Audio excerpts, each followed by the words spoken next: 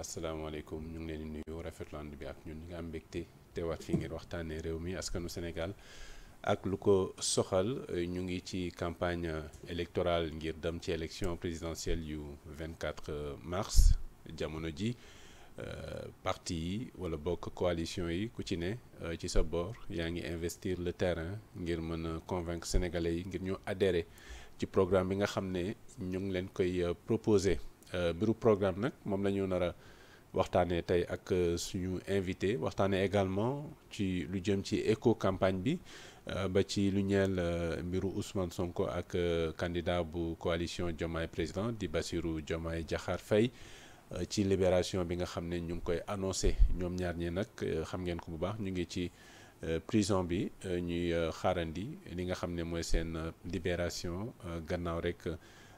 Vote bu loi d'amnistie bi promulgation bi ñu war ko xaaree ci njiitu réew mi Macky Sall ki ñu dalal tey am ci mbégte loolu mooy Cheikh Sadibou Diouf nekk juriste nekk coordonnateur du mouvement national des patriotes handicapés membre du mouvement national des cadres patriotes nekk itam président de la commission justice du MONCAP France devenu également sous-commissariat justice beneen bi itam mooy coordonnateur la du groupe de réflexion bi nga xam ne moo élaboré programme bi nga xam ne mooy prendre en charge le handicap programme bu Bassirou Diomaye Faye Serigne Diouf ñu ngi lay nuyu kon di la dalal ci Sénégal 7. waaw asalaamaaleykum sëñ Coulibaly maa ngi lay delloo nuyoo. di la jaajëfal ci invitation bi. di nuyu sunu mbokk yi ñuy seetaan yëpp. fii ci Sénégal. ak ci diaspora bi.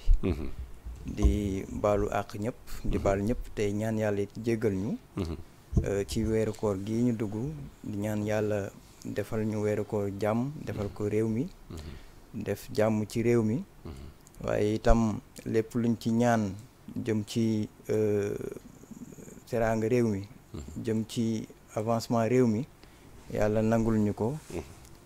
yàlla nangul ñu it lépp lu ñu ñaan ci suñuy soxla bopp suñuy soxla njaboot def xéewal ak barke ci réewum Sénégal gi yëpp di nuyu particulièrement nag les patriotes rawatina ñi nga xam ne ñoom ñooy les personnes vivant avec un handicap parce que tey jii nii dañ fi ñëw surtout ci turu mouvement national des patriotes handicapés.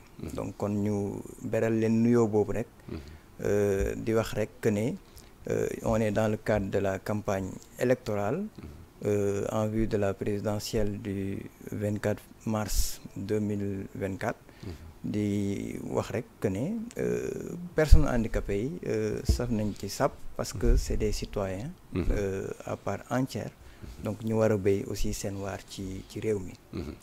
Voilà donc bay boobu nga xam ne moom la ñu war a bay seen waar ci réew mi moo tax effectivement ñu dalal la mu am également pàcc bu am solo boo xam ne ci fi nga bokk muy Pastef ci programme bu coalition Bassirou Diomaye président am na pàcc bu am solo bu ñu leen ci jagleel balaa ñuy ñëw ci pàcc boobu comme que juriste nga dañuy évoquer quelques questions juridiques concernant particulièrement mbiru campagne électorale bi processus bi waaye itam seen leader di Ousmane Sonko ba ci seen candidat di Bassirou Diomaye Faye fa lañ koy tàmbalee sax ñu ngi annoncé depuis démb li nga xam ne mooy seen libération gannaaw vote bu loi d'amnistie bi le 7 mars bi ñu weesu ñuy xaarandi li nga xam ne mooy promulgation bi tey ci yan anam la ñu war a mën a xaaree wala bokk la ñu war a mën a libérer Ousmane Sonko Bassirou Diomaye Faye ak ñeneen ñi nga xam ne jàppoon nañ leen ci cadre manifestation yi depuis 2021.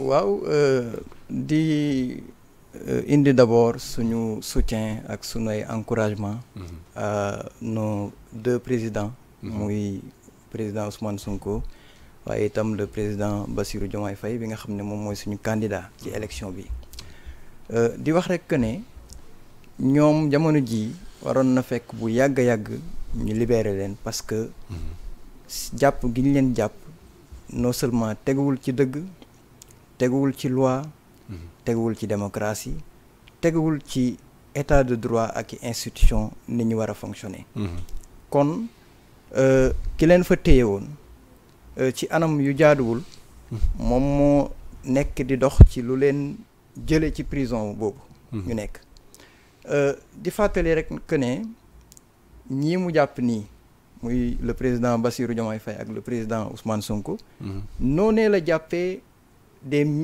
presque plus de 1000 détenus yoo xam ne ci ay bases yu fallacieuses lañ leen jàppee nañ leen libéré aussi dañu toog ak lépp luñ ci mën a avancer itam dañu toog ba benn jamono ñu ne dañuy def apaisement dañuy woote dégel moo tax ñu libéré leen donc nañu libéré ñooñu yaakaar naa dans les mêmes conditions war nañ mën a libéré Bassirou Diomaye Faye ñu fàttali ne bañ koy jàpp dafa waxoon rek que ne y a une clochardisation de la justice. Donc, est-ce que lu war la loolu. wax jooju. waaw caractérisation boobu. nekkul offense nekkul. non du tout. du tout c'est-à-dire gis nga dañu toll suñu démocratie. ci niveau boo xam ne maanaam c'est inimaginable. jamais yaakaar naa sénégalais yi ñu toogoon ba xalaat que ne dinañ tëj nit ndax dafa ne on assiste à une clochardisation de la justice. loolu moom man mbetteel bu rëy rëy laa ci am. te yaakaar naa sénégalais yi mel ni man bari nañ. bu ñu demee nag ba réew liberté d'expression nekk fa problème démocratie bi nga xam ne sunu ay maam sunu ay baay dañ ko liggéey ba taxawal ko ci ay combat ay lutte syndicale ay lutte de parti politique yu bëree bëri ñoo xam ne jaar nañ fi pour jëmal démocratie ay président jaar fi muy Léopold Sédar Senghor muy Abdou Diouf muy Abdoulaye Wade ku ci ne am na niveau boo xam ne fekkoon nga ko démocratie nga avancé ko waaye ki fi ne ñuy ñaan yàlla defal ko xéwal defal ko jàmm li ci des mu jóge fi bareetul yàlla na yàlla gaaw accéléré bu ko defee mu dem à la retraite politique aspect yi ñu ko mën a gërëmee ñu gërëmee ko ci te it bañ a fàtte li nga xam ne yëpp def na ko fi comme njombe ci wàllum suuxal démocratie waaye it suuxal état de droit dama jàpp ne rek kon bu fekkoon ne ñu ngi ci état de droit dëgg bu fekkoon ne démocratie nasaxaluñ ko ci réew Sénégal bi nga xam ne vitrine la ci Afrique heure bii daawuñu téye nit parce que wax na comme li Bassirou Diomaye Faye wax wala ci émoticône wala te yooyu yaakaar naa bari na fi nag. d'accord alors tey ma ñëwaat ci question bi ci yenn anam la ñu mën a xaaree li nga xam ne mooy seen libération juridiquement fan la war a jaare pour que ñu mën leen bàyyi parce que depuis quelques jours seen boor yéen a ngi xaar impatiemment seen libération gannaaw vote bu loi d'amnistie bi waaw xam nga loi d'amnistie bi voté nañ ko malgré ñun voté wuñu oui noonu lañu voté mais quand même jàll na donc loi nag buñ ko voté dafa am benn formalité boo xam ne daf ci am solo pour loi bi applicable mooy lan la promulgation promulgué guñ loi bi donc loi bi mënagul applicable il faut que ñu promulguer ko bu ñu ko promulguer nag effectivement jàpp nañ que ne au plus tard à la promulgation de la loi d'amnistie dinañ libérer le président Ousmane Sonko ak notre candidat Bassirou Diomaye Diakhar Faye parce que bu ñu xasee promulguer la loi amatul dara lu war a mën a tax ñu bàyyi leen ci prison bi parce que fait yañ leen doon toppee fait yooyu dañ kaa niilal parce que loi d'amnistie loolu moom mooy solo si voilà donc je pense que ne même sans la loi d'amnistie war nañ leen mën a libérer pour les raisons que j'ai évoquées tout à l'heure d'accord alors ci loi d'amnistie bi diggante bi ñu ko voté ba ñuy jëm ci promulgation bi est-ce que am na ay délais juridiquement ay délais yoo xam ne yoon wala boog droit daf ko mettre en place dans le cadre de la loi d'amnistie pour ñu dem ci application bi waaw effectivement loi moom la constitution day prévoir ay délais yoo xam ne moom lañ koy promulguer loolu pour permettre aux députés de pouvoir l'attaquer pour permettre aussi au président de la République de demander au Conseil constitutionnel ndax loi bi respecté na les dispositions de la constitution pour mën koo promulguer. Alors donc damay bañ a juum mais je pense que ne la constitution sénégalaise dafa prévoir un délai de 10 jours su ma juumul. Voilà donc je pense que constitution bi effectivement day prévoir ay délais te ci délai yooyu incha allah le président de la république dana ko promulguer. Sachant que ne en tout cas ci li ma xam amul benn procédure bu ñu def en inconstitutionnalité. Contre cette loi là. Voilà c'est ça parce que après vote bi je crois il y a 6 jours boo xam ne ci la député yi di am pour mën ko attaquer ou non. bu amul nag après le président de la République a 8 jours donc disons. Voilà 10 plus 4 mu nekk 14 jours ñenn ñi ne si diggante 15 jours. Alors bu ñu ñëwee en fait ci li nga xam ne mooy processus électoral bi la yoon. Concernant beneen recours boo xam ne PDS daal dinañ koy introduire ñoom nag am na ay tuuma yoo xam ne gàlloon nañ ko ci ndoddu lenn ci membre yu conseil constitutionnel. Recours boobu nag mu nekk benn requête aux fins de référé suspension suite à une requête en annulation des décrets du 6 mars. Bi nga xam ne njiitu réew mi signé woon na ko ngir fixer la date de la présidentielle au 24 mars. Tey yan chance la recours boobu am ngir mën a jàll parce que. Cour suprême mu ngi ci war a prononcé wu demain. Oui inchallah. Waaw bon chance su requête boobu jàll man personnellement. Gisuma ne chance yi bari na. et njort naa ni itam ñi nga xam ne ñoom ñoo ko déposé xam nañ loolu. waaye dañuy def diversion. ci sama gis-gis dañuy def la politique politicienne. li tax ma jàpp nag que ne mbir mi gëmuma que ne dina jàll parce que naam décret la ñuy attaqué. waaye décret yooyu dañuy organiser élection. Donc ce sont des décrets qui interviennent en matière électorale et surtout élection présidentielle bi nga xam ne compétence exclusive conseil constitutionnel bi la et yaakaar naa itam le conseil constitutionnel jot na jël ay décisions yoo xam ne ça va dans le sens de la poursuite du processus électoral et le conseil constitutionnel dans l'architecture juridictionnelle du Sénégal moom mooy ki féete kaw. ki féete kaw ñëpp. kon Cour suprême gëm naa ne si tout se passe bien. Elle ne fera pas droit à la requête du PDS. Peut-être mën na ko juger irrecevable. Absolument.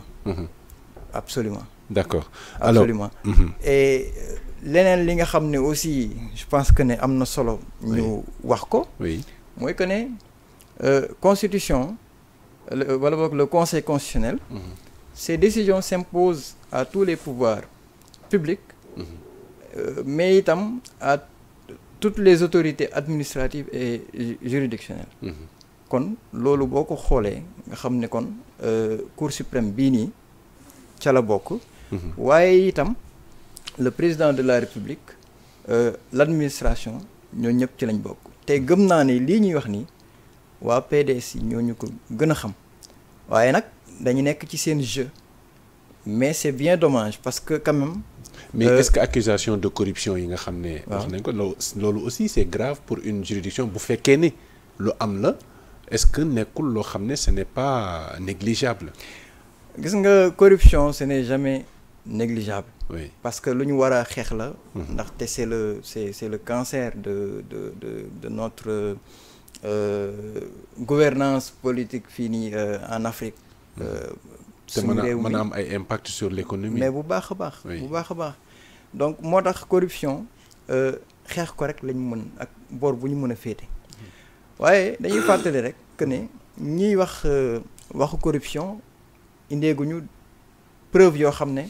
mën na tax ñu wax. Sauf s'il y a des audios yoo xam ne mu ngi daw sur les réseaux sociaux. On ne sait pas l'authenticité ou non. Authenticité bi c'est à vérifier. Ça pose problème. Voilà donc mais en fait li ñu mën a wax. loolu c'est surtout un problème entre yaakaar naa ñi nekk ci nguur gi. Le président ak xëj na ñamu àndal ak leur candidat bi nga xam ne gisoon naa benn journal buy wax que ne Amadou Sa Bassel. Je pense que ne problème bi c'est ça surtout à ce niveau-là. ak au niveau aussi du PDS bi nga xam ne ñoom dañu bëgg a jël intérêt partisan teg ko ci intérêt réew mi yëpp. parce que tey jii nii réew mi lu mu wax moom mooy nañu dem ci élection sénégalais yi ñu delloo leen seen baat ñi nga xam ne ñoom ñoo ko moom ñu exprimer leur souveraineté pour désigner kan moom mooy nekk seen 5e président de la République du Sénégal.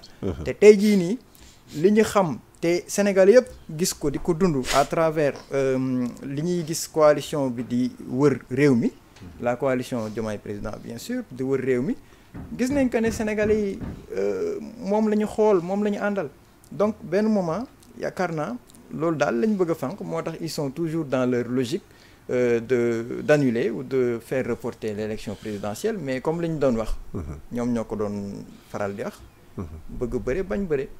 D'accord mbir mi loolu la. c'est ça yaa ngi tudd léegi coalition Diomaye président tey li nga xam ne mooy seen activité sur le terrain am na loo xam ne ci la ñuy jafandu ngir mën a ñaax askan wi ngir ñu voter leen muy programme bi programme coalition bi am na taxawaay bu am solo boo xam ne itam am nga ko ci particulièrement muy rédaction wu programme bi ci lu ñeel volet handicap tey lan nga ñu mën a tënkal concernant peut-être réforme wala boog innovation yi nga xam ne mën ngeen ko apporter parce que on sait que dans la politique actuelle du gouvernement du Sénégal avec le président Macky Sall il y a un programme consacré aux personnes en situation de handicap tey loo leen indi lu bees concernant ce volet-là.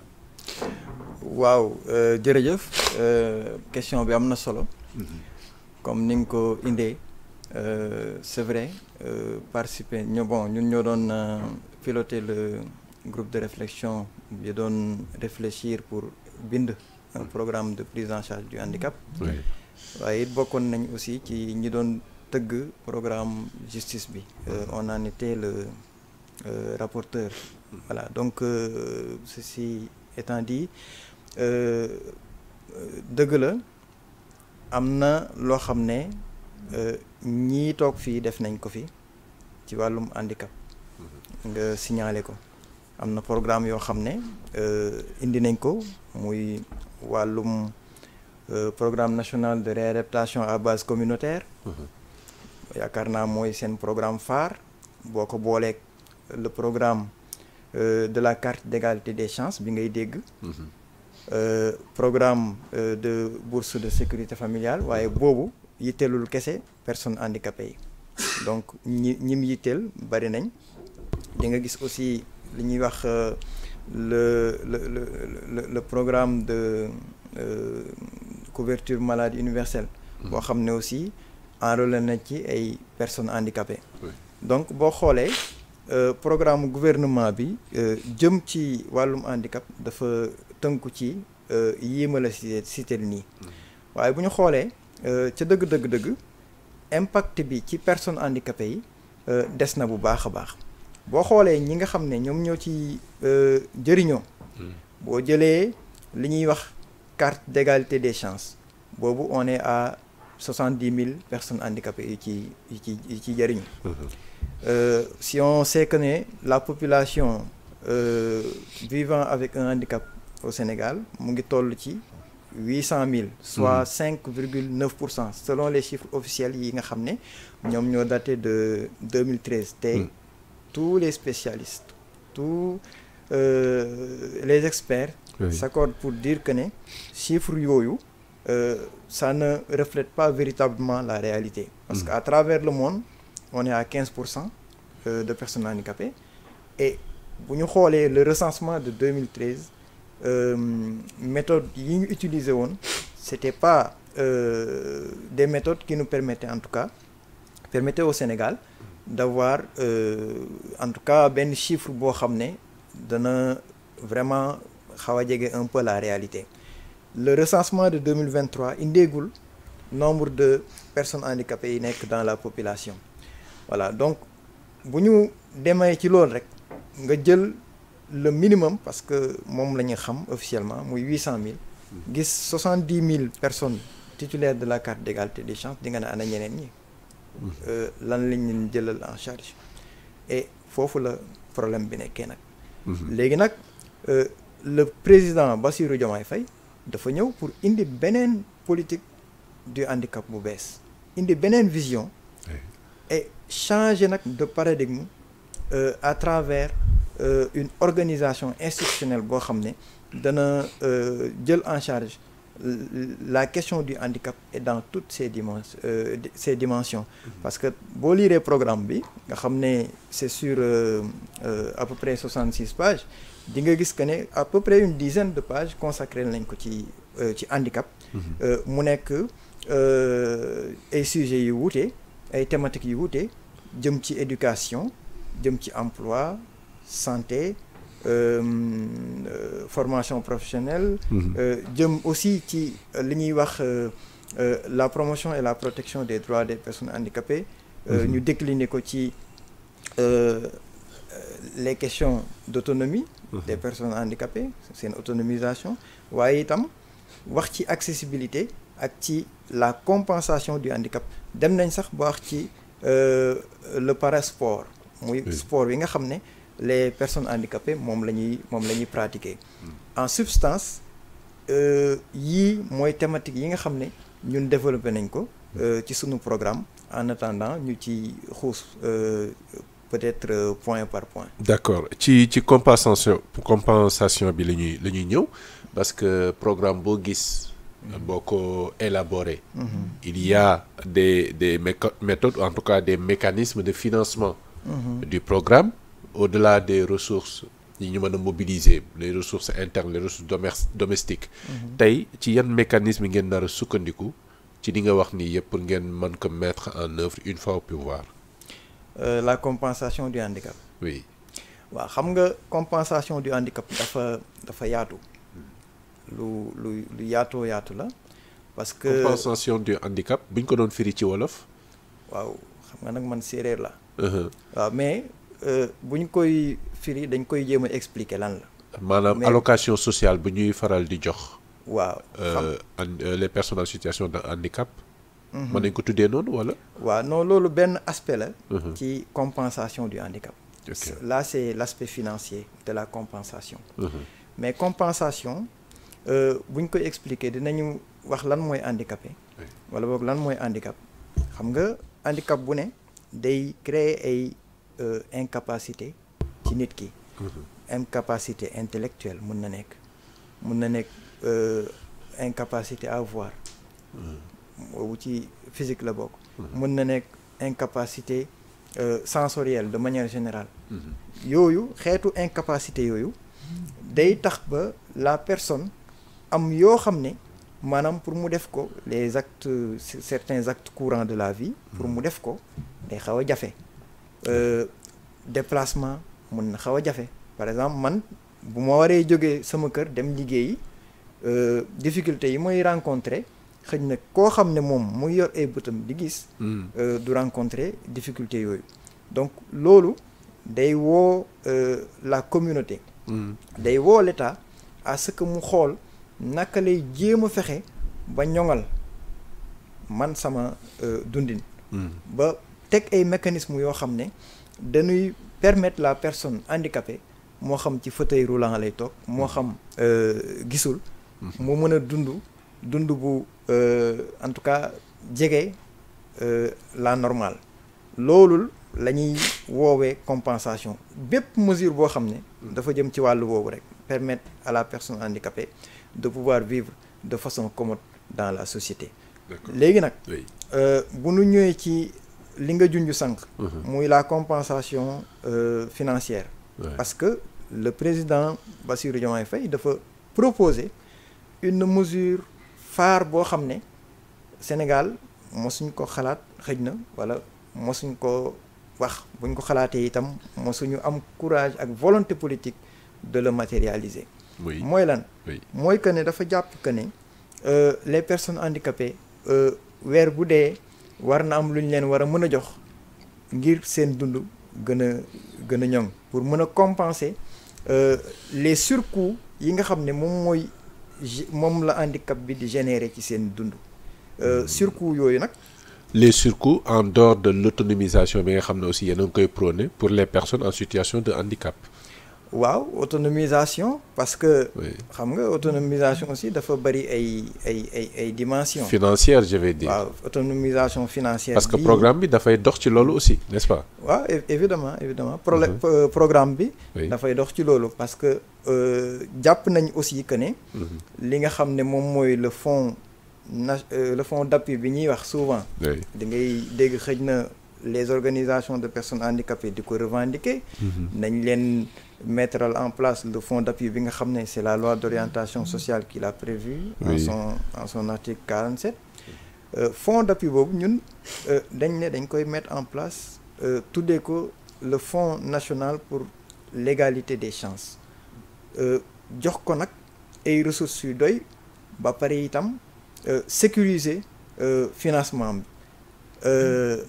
loolu pour lan pour fexe jàppale les personnes handicapées ngir ñu mën a teg ay projets générateurs de revenus mener ay activités économiques mën ci génn comme tout un chacun aussi fonds boobu day jàppale les personnes handicapées yi nga xam ne xëj na ñu ngi liggéey pas seen liggéey bopp maanaam créé wuñu entreprise individuelle créé wuñu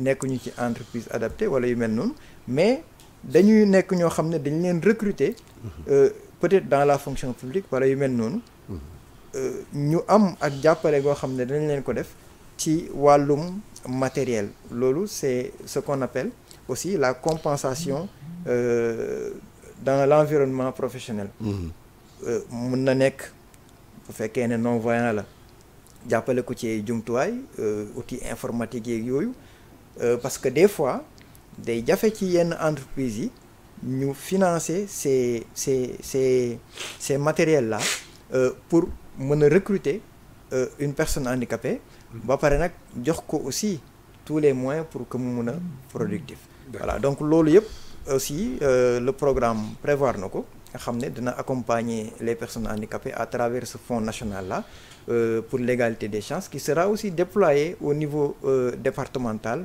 dans les centres départementaux pour l'égalité des chances. D'accord alors bu ñu ñëwee ci beneen poñ. Qui me semble intéressant mais boo xam ne quand même existé na. mais bu ñu xoolee yéen ni ngeen ko formuler. dafa mel ni bii existé tey am na lu bari lu ko manqué. muy couverture maladie universelle bi nga xam ne mu ngi dox actuellement. bëri na ci nag luñ ciy wax loo xam ne am na ay manquements. yéen à la place ngeen ñëw proposer couverture santé universelle. ak lépp lu ñu xam. ci ay maladies chroniques. avec les coûts exorbitants de traitement. tey aussi loolu est-ce que yéen vous avez véritablement les moyens. yi nga xam ne boo leen nekkoon au pouvoir. di ngeen mën a mettre en œuvre mbir mi d'une manière optimale ak ni ngeen ko prévoir pour def ko. waaw xam nga réew mi moom. dañuy sant yàlla parce que réew mi quand même am na koppar. oui waaw loolu moom yaakaar naa ñi fi nekk sax duñu wax le contraire. parce que source de financement yi aussi. bu ngeen ko tojee gën ko mën a xamal sénégalais yi. yan yoon ngeen di jaar aussi. peut-être mën na leen gën a rassurer. très bien pour que voilà loolu si li ci am solo la. très bien danañ fa ñëw. moo tax ma ni réew mi am na xaalis. oui réew mi ñi fi ne ci seen bopp. nangu nañ ni réew mi am na xaalis. kon lépp loo xam ne proposé nañ ko ci programme bi je vous assure que ça a été mûrement réfléchi. ok parce que ni ñu liggéeyee mënuñu woon permettre ñu dem ci ay facilités. dem ci programme boo xam ne dañ koy vraiment proposer Sénégalais yi à la légère. parce que bokkoon na ci liñ ñu exiger woon. lépp loo xam ne proposé nañ ko faw ñu wax lii fan la ñuy jaar pour financer ko parce que tout programme se finance. loolu on en est très très conscient moo tax may rassurer sénégalais yi ñu xam ne lépp lu ñu fi proposé xam nañ naka lañ koy financer ak ci yan modalité réew mi ñu ngi wax pétrole ak gaz réew mi am na budget du dëgg donc loolu yëpp je pense que ne bokk na ci li nga xam ne war na mën a financer li ñuy tuddee la couverture sanitaire universelle parce que dafa am benn dimension bu am solo bu ci nekk. ban pourcentage ngeen ko nar a alloué si seen budget par exemple. pourcentage bi c'est 15%. 15% du budget de l'État pour ce qui concerne en tout cas la santé. Mais fi ma bëggoon ñëw. oui te lu am solo la il me semble. xam nga wolof daf koy bañ ba di wax naan xoddeeku balaa ngaa lakkale. fagaroo gën faju du dëgg. fagaru boobu gën faju moo tax ñu wax ñun couverture sanitaire universelle. D'accord. Donc prendre en compte la dimension prévention. Parce que prévenir la maladie coûte bien moins cher que le traitement de la maladie. Donc moo tax aspect boobu aussi day am solo lool ñu koy wax. Pour ñëw ci sa question bi nga doon wax tout à l'heure par rapport à la couverture maladie universelle ak li fi waa Benno Bokk Yaakaar teg maanaam le régime en place. boo xoolee ñun ci sunu programme en tout cas li concerne la prise en charge du handicap. dañuy wax la généralisation de la couverture maladie universelle. tey jii nii mën naa la ne seul à peu près 25 000 personnes handicapées ñoom ñooy bénéficier wu de la CMU. loolu c'est très peu. Et même le comité. Généralisé au niveau des personnes en situation de handicap wala ci population bi yëpp. Au niveau des personnes. D'accord. En situation de handicap. D'accord. moom laay expliquer nii. D'accord. Parce que loolu bu ñu xoolee c'est une recommandation du comité des Nations Unies des droits des personnes handicapées. ñi nga xam ne ñoo doon woote pour que ñu généraliser la couverture maladie universelle. La loi d'orientation sociale bi koy prévoir dafa wax rek que ne ñi ko may. mooy ñi nga xam ne xëj na maanaam amuñu xaalis wala en tout cas mënuñu amuñu ay revenus daal. en quelque sorte ñooñu lañ ko jagleel alors que le comité dafa jàpp que ne. Toutes les personnes handicapées doivent pouvoir, en tout cas, jouir d'une couverture maladie universelle. Nous avons décidé, dans le cadre de la coalition, de, en tout cas, régler ce problème-là. Moi, nous avons toutes les personnes handicapées, danañ leen tegal la couverture maladie universelle bu ñu feebaree mën a faju parce que xam nañ itam wax dëgg yàlla conséquences politique du handicap yi am Sénégal depuis l'indépendance. Voilà donc dafa paupériser cette frange de la population teg leen ci conditions yoo xam ne wax dëgg yàlla pour ñu subvenir à leurs besoins c'est très très compliqué. Donc ñun suñu programme bi dafa ñëw pour en tout cas redresser les choses jéem a fexe ba ci délai yu soriwul. ñu transformer la vie des personnes vivant avec un handicap. À travers une légalisation des droits et des chances waaye itam teg benn politique de compensation te loolu nag day jaar aussi ci éducation parce que moom mooy li nga xam ne wax dëgg yàlla moom mooy jox arme une personne un citoyen pour mu mën a contribuer pleinement au développement de son pays. Donc éducation boobu boo xoolee sax le président Diomaye daf ko consacré comme priorité du quinquennat bi nga xam ne buñ ko élire incha allah war na ko def waaye itam mbirum santé bi nga xam ne doon nañ ko wax sànq donc éducation ak santé deux priorités yoo xam ne ñun suñu programme jëmmal na ko bu baax a baax loolu nag day dafa am souvent problème nag par rapport aux enfants handicapés parce que tey jii nii le taux d'éducation dafa néew lool. lu ko waral justement. lu ko waral manque de volonté politique moom moo ko waral parce que la convention bi nga xam ne moom moo relative aux droits des personnes handicapées, convention des Nations Unies, dafa consacrer le droit à l'éducation. Sénégal ratifié ko. Constitution bi balaa boobu sax reconnaître le droit à l'éducation à tous les enfants de la République. Ay loi ñëw jëmmal ko. La loi d'orientation de l'éducation de 1991 par exemple. Avant boobu loi de 1971 loi 2004 bi itam bi nga xam ne sax moom moo teg obligation scolaire pour les enfants de 6 à 16 ans. waaye quels enfants yan xale la ñuy wax bu dee xale yi nga xam ne amuñu benn handicap, le problème en principe ne se pose pas. Il suffit que leurs parents manifestent le désir, la volonté, yóbbu leen ñu jàngi ñu dem inscrire leen.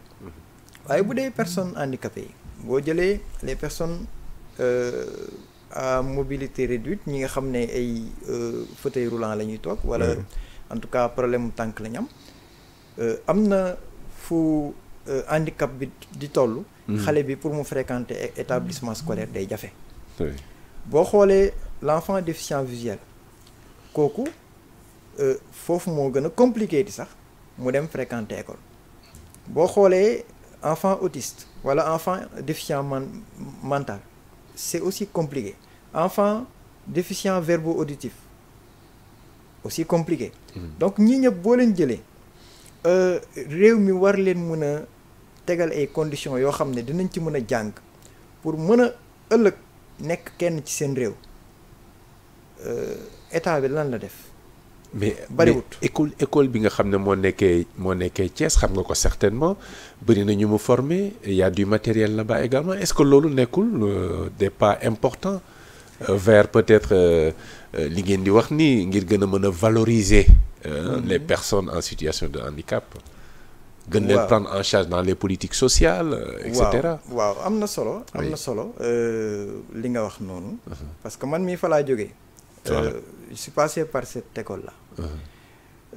Un pas important, oui, mais ban pas là? C'est un pas qu'on a posé depuis 1982. Lan moo ci topp? Dara. C'est là où se situe le problème. L'institut date de 1982 et je sais que du État Sénégal moo ko tabax. Ce sont des personnes déficientes visuelles, sunu ay baay, sunu ay nijaay, sunu ay tante, ñoom ñoo ut le financement. État bi suuf la leen jox ñu tabax pour que seen doom seeni sët mën a jàng. Man mii ci ñooñu laa bokk. Loolu nag problème bi mooy boo limee boobu tey pour nga limaat yeneen mais jafe amul sax.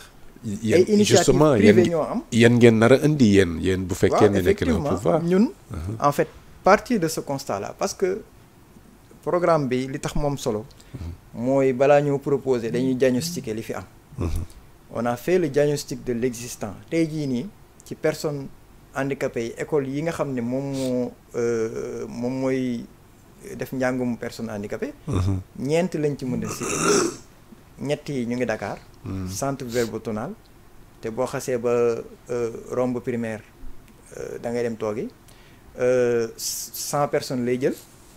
Centre Talibou Dabo ñëpp xam nañ ko pour moteurs yi la. Centre bi nga xam ne moom mooy accueillir les déficients intellectuels CEFDI. waaye itam boo génnee Dakar di nga gis INEFJA bi nga wax muy Institut national d'éducation et de formation des jeunes aveugles. bi nga xam ne 160 élèves lay jël. bu placé jeexee moom xale bu bëggoon jàng dañ lay delloo sa kër nga toog di xaar ba kañ. bu weesoo loolu aussi am na éducation inclusive dama koy wax pour ñëw ci li ñuy proposer. éducation inclusive tey boo koy xool mooy xale yi dañ leen di dajale jàppale leen ngir ñu mën a fréquenter les établissements en milieu ordinaire. loolu fan la am Dakar la am Thiès la am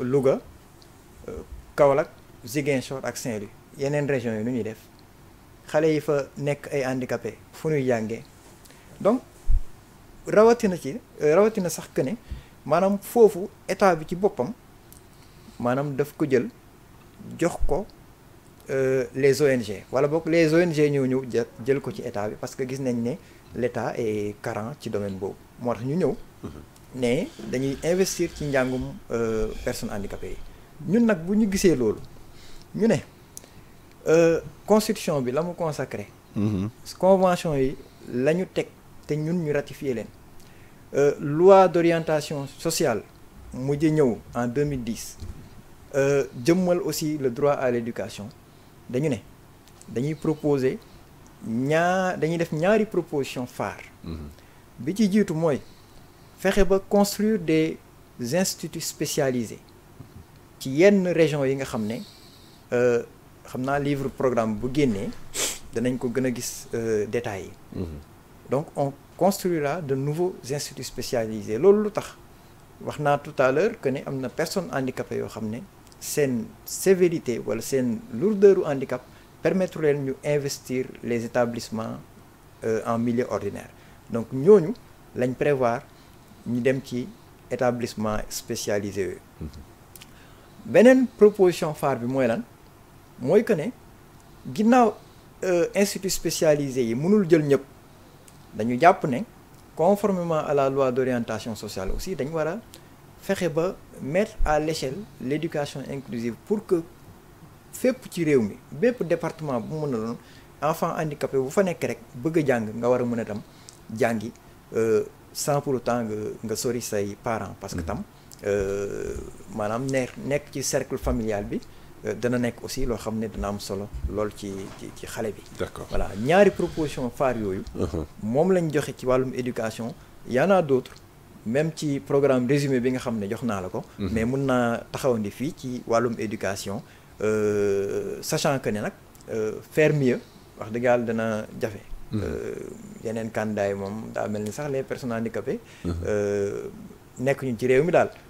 Voilà. Ah mais c'est certainement am na lu ñu leen jagleel malheureusement temps bi ñu cërale woon jeex na dañ lay bàyyi bu fekkee ne am na looy mottali ci waxtaan bi wala am message boo xam ne da nga koy transmettre également nga def ko benn yoon. waaw xanaa wax rek tuuti. ci ñaari point oui. bi ci jiitu moom mooy les décrets d'application de la loi d'orientation sociale xam nga loi d'orientation sociale ñu ngi ko voté en 2010 boobu léegi mat na 14 ans. Ouais. Loi boobu prévoir 11 décrets d'application. ci 11 décrets yooyu le président Macky Sall en a pris 2 dont benn décret boo xam ne dafa viser 2 décrets. kon au total mu nekk 3 sur 11. donc loolu en 12 ans pour moom alors 12 ans yooyu mu def 3 décrets donc tout le régime 3 décrets en 12 ans.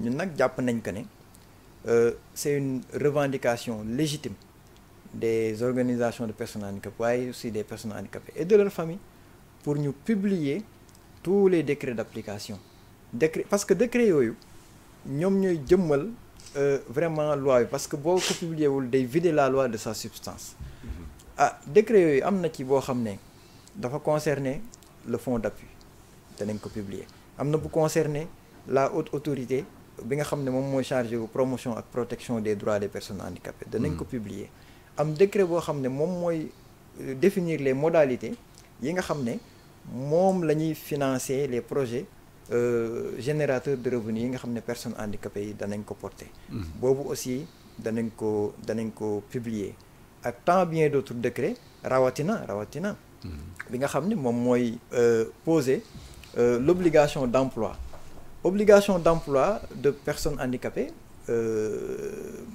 taux bi nekk 15%.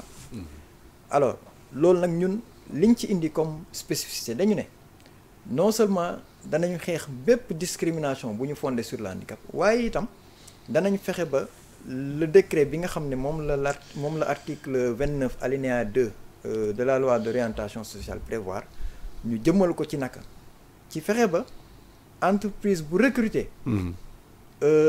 ñu gërëm la comment teg ay mesures incitatives mën na nekk ay exonération fiscale mën na nekk ay subvention wala yu demee noonu koo xam ne itam respecté obligation boobu ñu xool nu ñuy def ak yow ay sanctions financières yoo xam ne dana permettre ñu financer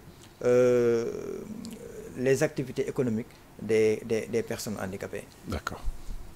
Voilà li may terminer peut-être. oui mooy gërëm leen. sant leen bu baax a baax. di gërëm itam ñi ñu doon suivre bu baax. di wax rek que ne proposition yi ñu def am nañ solo lool.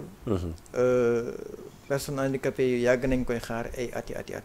yàgg nañu xaar ku leen boole ku leen won que ne ci réew mi lañ bokk. qu'elles sont des citoyennes à part entière. gis nañ ko ci programme bi ñu leen proposé. am na ñu naan nag programme bi xaalis lay laaj. dëgg la xaalis lay laaj. xam nañ ko prévoir nañ ko waaye ñun dañ jàpp ne am na lu ëpp xaalis lu muy laaj. mooy lan volonté politique. te volonté politique boobu le président Bassirou Diomaye Faye am na ko parti bi ñu àndal am na ko la coalition am na ko li koy wone rek mooy que ne ñu nekk giñ fa nekk ak sunu ay frères ak sœurs ñu jàppe ñu comme seen bopp jox ñu suñu cër jox ñu suñu gëdd comme toute autre personne boo xam ne mu ngi ci seen biir. donc kon di woo Sénégal yëpp toute la communauté. pour que ñu def mbirum handicap seen mbir def épanouissement personnes handicapées yi seen mbir parce que comme je le dis souvent. Notre différence n'est pas votre indifférence, elle n'est pas non plus notre incompétence.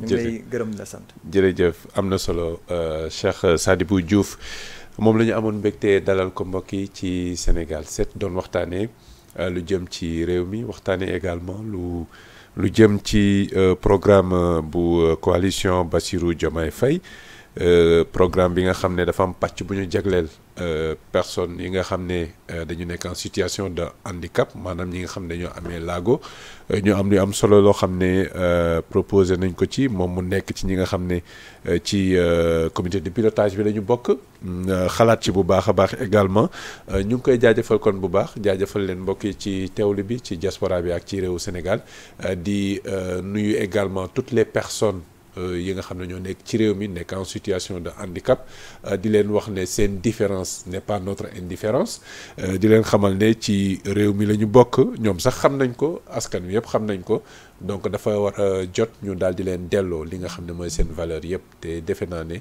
ñi nga xam ne ñoo nekk candidat ci présidentielle bi yëpp ñu ngi koy bàyyi xel bu ko defee rek képp ku ci ne rek ku ci yàlla fal bu boobaa rek nga mën ko jëfee ñoom itam ñu mën a gis seen bopp ci réew mi ak doxin bi ñu ngi leen di jaajëfal kon bu baax mbokk yi di leen dig daje beneen yoon di leen ñaan ngeen wéy di ànd ak suñu programme am na yeneen plateau yu ñu leen di proposer durant la journée sans oublier les activités de campagne nos équipes seront également sur le terrain pour xamal leen dundaloo leen lépp li nga xam ne mu ngi xew ci campagne électorale bi jërë ngeen jëf mbokk yi ba beneen kon